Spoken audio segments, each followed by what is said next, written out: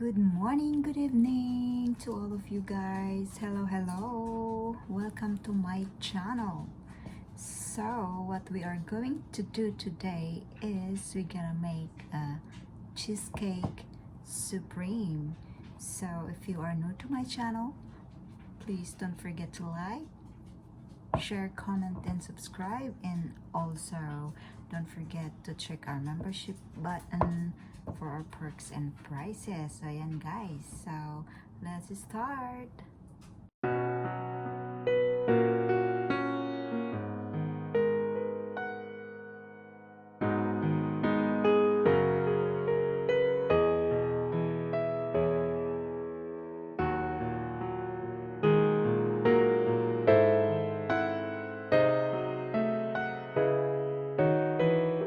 So let's start the cheesecake, guys. First, we have to do the crust.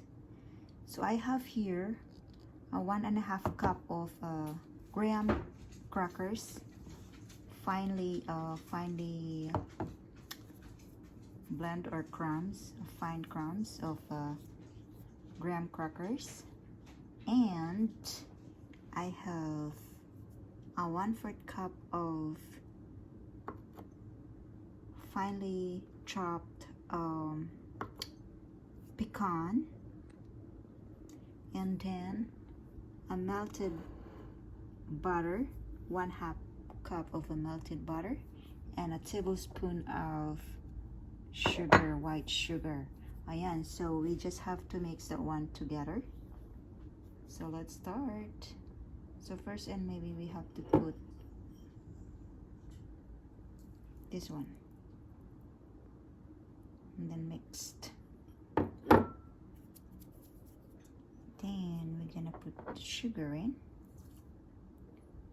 and then we're gonna fold in the finely chopped pecan. Okay, for the crust, yan guys. Okay, so let's.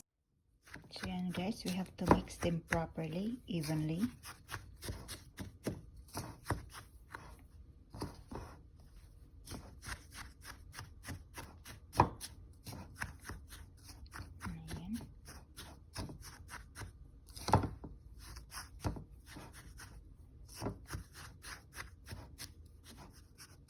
Until my mix, guys. Okay, and guys, it's mixed already. And guys, it's mixed already. So we have to use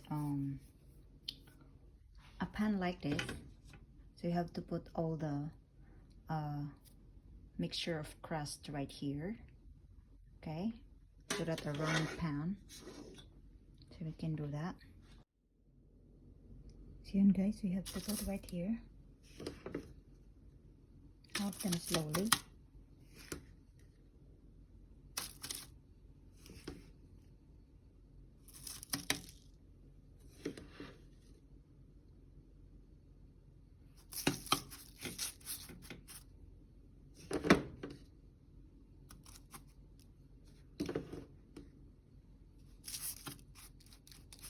You have to spread the crust.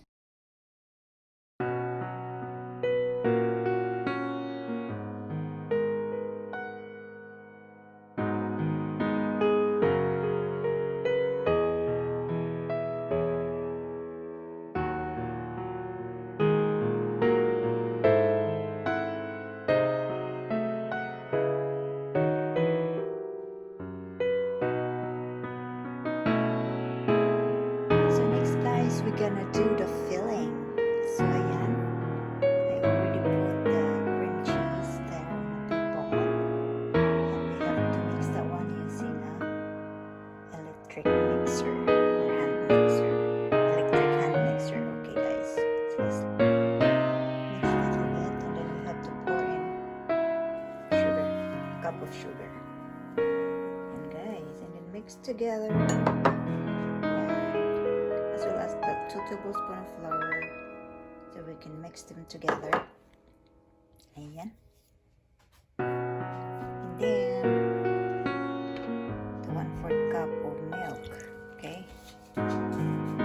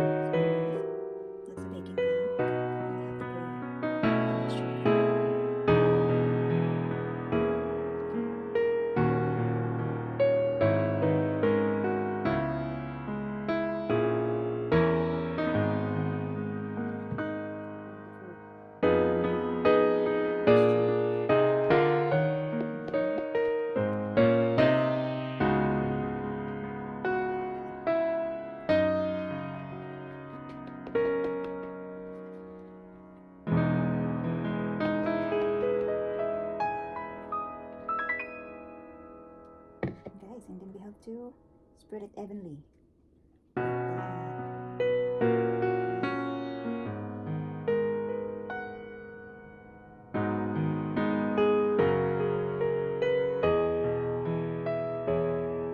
This is my first attempt to, first time to make this cheesecake, this kind of cheesecake. So they call it cheesecake supreme. So let's see the outcome.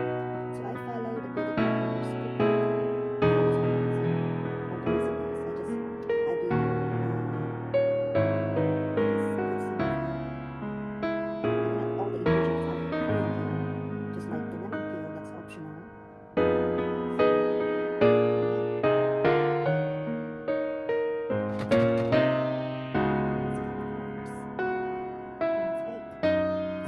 This one to 350 degrees Fahrenheit. Within 40 to 45 minutes. So we'll see how it works. I hope it works. It's ready to bake. So it's not 350, it's 375 degrees Fahrenheit. I'll bake for 40 to 45 minutes, guys. Ayan. So, ayan, it's ready. So, we have to put in a shallow baking pan.